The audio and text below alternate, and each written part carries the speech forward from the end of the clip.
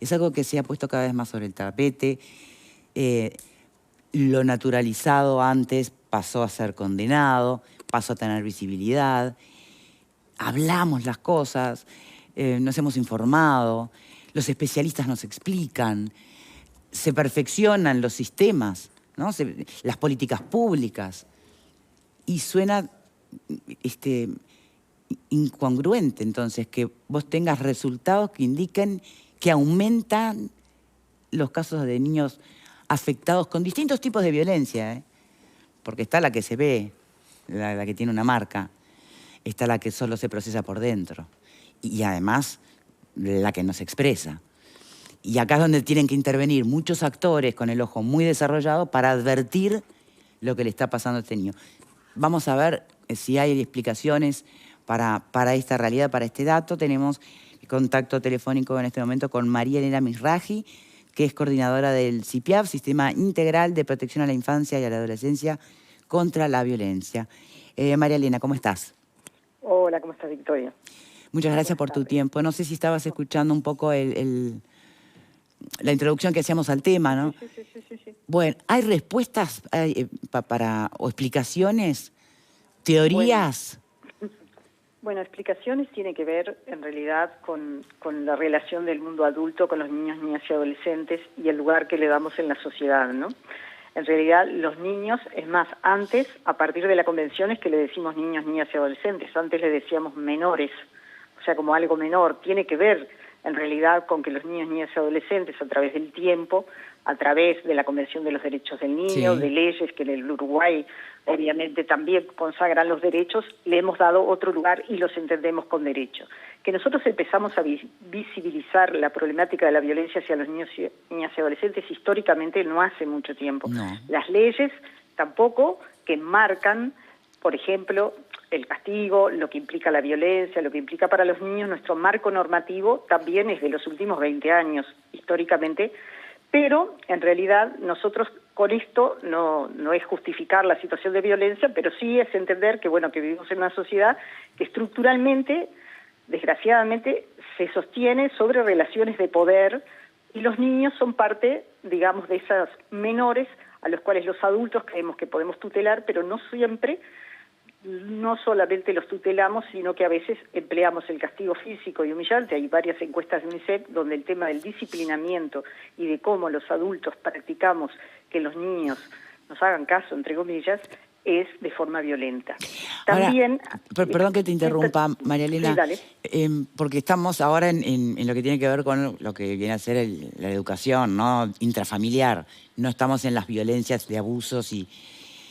Es raro de entender también, porque con cualquier padre, madre que hables de nuestra generación, más o menos, estamos los perfiles siempre culposos, los que te da antes era no y no, te mandaban al cuarto, un zarandazo, y hoy tenemos unos miedos de poner límites, y sin embargo parece que hay más violencia que antes.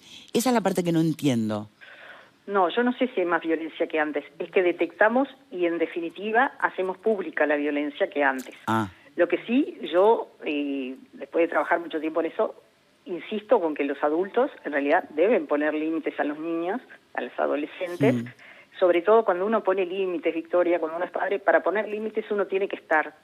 Para decir que no y sostener los no, uno tiene que estar. Que no quiere decir que esos no sean con violencia, sino que tiene que ver con las conductas de uno, porque yo justo cuando tú me preguntabas esto, también iba a hablar de la violencia de género, por ejemplo, donde los niños muchas veces viven en situaciones de violencia en la casa y nosotros, una discusión que yo tengo, yo hace mucho que trabajo en esto, era muchas veces cuando decíamos, bueno, que los niños eran víctimas secundarias de esta como violencia. Víctimas pasivas, sí. Exactamente, y sin embargo, la legislación, la convención y la legislación uruguaya dice que los niños no son víctimas pasivas, que si un niño en realidad vive en un hogar donde hay violencia entre sus progenitores, en realidad ese niño sufre violencia, pero aparte, ese niño en definitiva se va a educar con determinados parámetros que después es difícil socializar con otro y con el mundo adulto.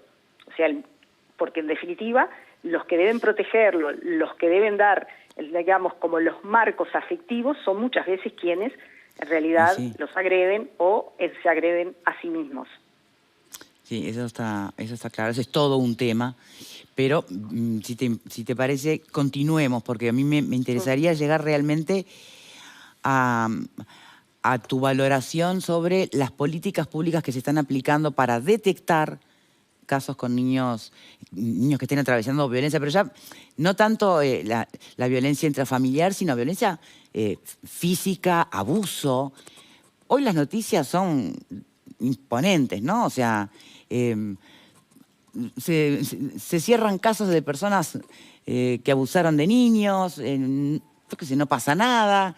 Las experiencias de esos chiquilines son terribles. No sé si estamos alineados finalmente como sociedad, todos los actores, desde el rol que le toque a cada uno, para entender lo que está pasando. A ver, son como varias preguntas. Nosotros, en realidad, yo creo que detectamos más y abordamos más las situaciones de violencia.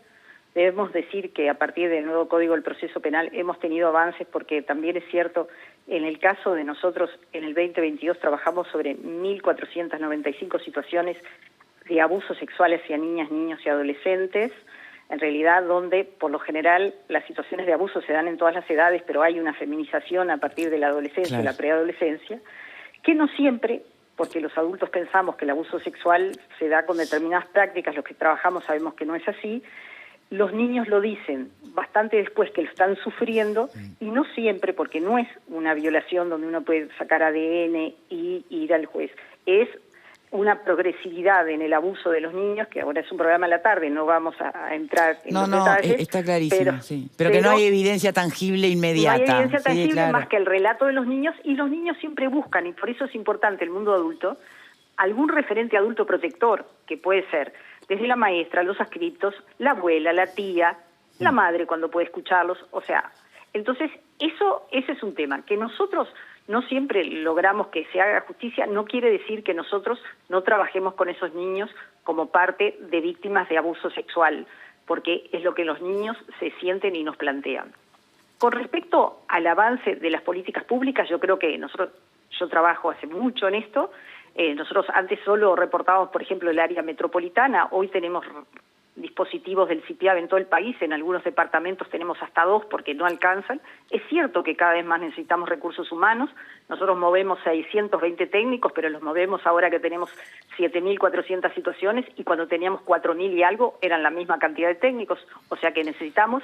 Creo que en el proceso de atención nosotros mejoramos en la detección y en el primer abordaje, que es cesar la violencia, pero en todo lo que hace a la salud mental, a la reparación de daño y al seguimiento, nosotros, y sobre todo por situaciones de violencia, pueden cesar en un momento y pueden ser reiteradas en una familia. Entonces, en realidad, eso sí somos carentes porque siempre vivimos ante la urgencia de la situación. No hay posibilidad de seguimiento, digamos. Exactamente. Los seguimientos a largo plazo, que por lo general son un año, ¿no?, nos cuestan muchísimo. Claro.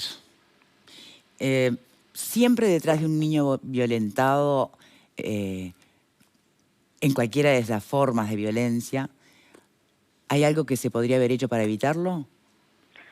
Sí, bueno, en realidad nosotros decimos que como sistema de protección, nosotros llegamos por lo general, y si tú lo ves en el informe, en la cronicidad, cuando la violencia ya está instalada. Lógico, porque también es cierto que como estamos hablando de violencia intrafamiliar, ¿no?, por eso decimos que en realidad se da en la intimidad, o sea, hasta que alguien rompe lo que se llama el circuito de silencio y hace la develación de la situación, los equipos en realidad, técnicos, la maestra, los adscriptos, los técnicos de INAU, el sector salud, se hace difícil poder detectarlo. También es cierto que tenemos en realidad sintomatología.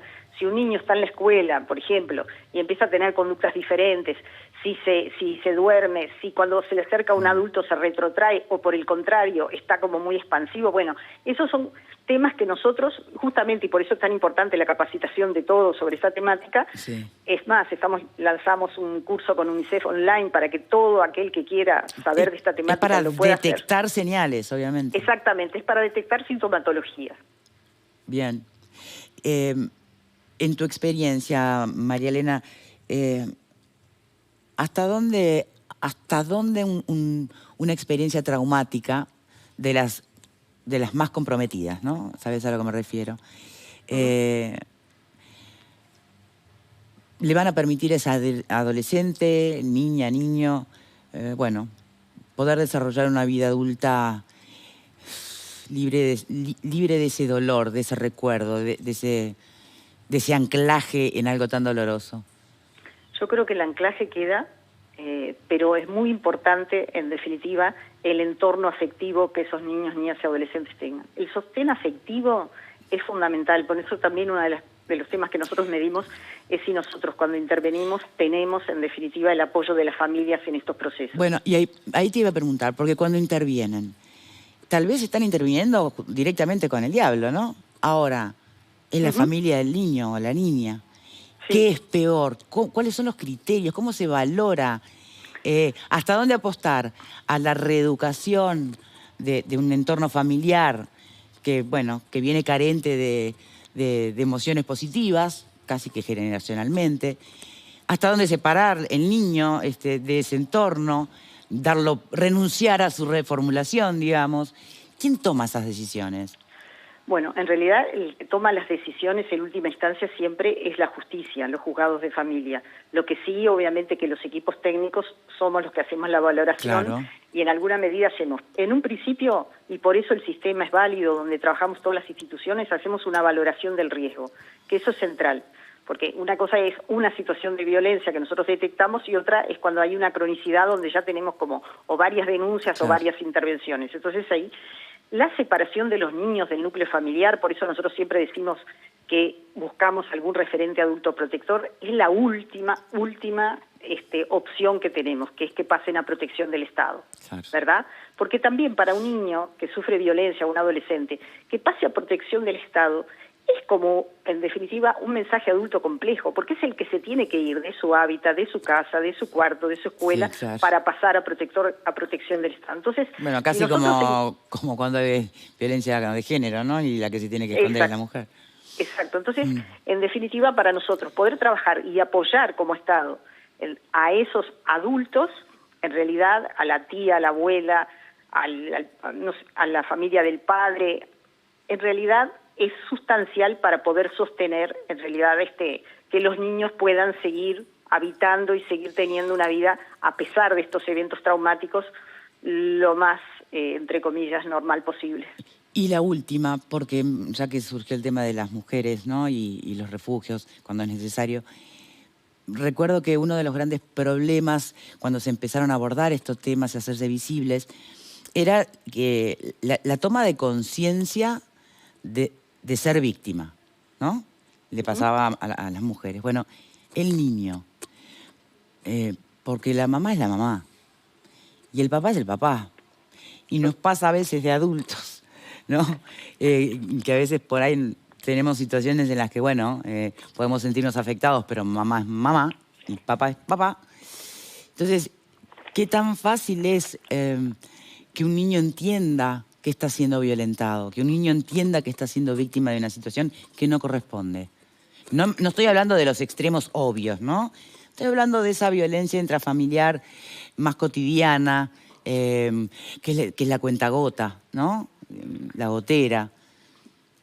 Bueno, nosotros medimos eso, porque es un tema que nos preocupa, es que el 63% de los niños, en particular, y eso también nos preocupa más los varones, porque tiene que ver con el lugar de las masculinidades en esta sociedad, no se sienten víctimas de violencia, aunque lo sufran. Claro. Y el 33% lo visualiza. Entonces, esa naturalización también hace que cuando ya no aguantan más, es por eso que los captamos con tanta cronicidad. Porque llegamos cuando ya pasaron varios hechos de violencia, o si hay violencia física, bueno, cuando llegan a la escuela, llegan golpeados o llegan a la puerta o de una mutualista, ahí es diferente. Pero esa violencia emocional y el abuso sexual, que es una cosa tan acallada, eso, que es una de las violencias que más nos preocupa por lo que implica, sí, se da, y que llegamos por lo general cuando los niños pueden decirlo. También tenemos que entender que justamente con lo que tú decías, Victoria, que son los familiares directos que ejercen ese tipo de violencia, los niños saben que si hablan hay un quiebre muy importante. Y no siempre pueden ser, porque aparte hay otras miradas de la propia familia que los hacen responsables del quiebre de la familia, no siempre pueden afrontar, en definitiva, decirlo, porque saben lo que implica, en realidad, develar ese secreto, sobre todo porque por lo general hay un vínculo de afecto. Sí, aunque no se pueda entender desde Claro. afuera, por lógica común, ¿no? Pero por supuesto, sí será complejo. María Elena, la última, dar estos datos, hablar del aumento de casos, de las situaciones, ¿es una política pública en sí misma? ¿Llama a la concientización? ¿Suma? ¿O no necesariamente? No, bueno, yo creo que sí, que todos los 25 de abril, el informe de gestión, lo que pasa es que obviamente en los medios lo que más sale son los datos, tiene conceptualizaciones que también sirven, tiene 72 páginas el informe de gestión, donde también conceptualizamos, y hay un tema que me parece interesante, que ahora ya estamos terminando, pero que es que en el 20, siempre tomamos un tema, en el 2021 tomamos las situaciones de abuso sexual porque de 900 pasamos a 1.404 casos de detección. Este año son 1.495. Pero el año pasado nosotros tuvimos 2 hechos que fueron importantes, que es, empezamos a trabajar con la Fiscalía, con la Facultad de Psicología, con el apoyo de UNICEF, un tema que lo teníamos, que estaba presente pero que no lo veníamos abordando como política pública, que es la atención de los niños justamente hijos víctimas de feminicidio. Porque el feminicidio es tan impactante que nunca miramos el entorno y cuando hay un feminicidio, por lo general hay niños en los cuales no recibían la atención que se debiera recibir. Entonces estamos trabajando con la Facultad de Psicología cuál es eso. Y lo otro que nos pasó en el 2022 es que tuvimos, no podemos dar una cifra contundente, pero tuvimos alrededor de 8 situaciones de muerte por violencia vicaria, que es cuando se matan los niños para venganza de la pareja. Entonces son temas que el informe aborda, no solamente los datos, sino los fenómenos de violencia vicaria y los fenómenos de la respuesta a niños víctimas de feminicidio y el impacto que implica para un niño la muerte, en este caso, de su madre. Sí, habrá mucho por hacer todavía. María Elena, muchísimas gracias por tu tiempo. No, gracias a ustedes por tratar el tema. No, por favor. Tenemos que hacer una breve pausa y enseguida volvemos, ¿eh?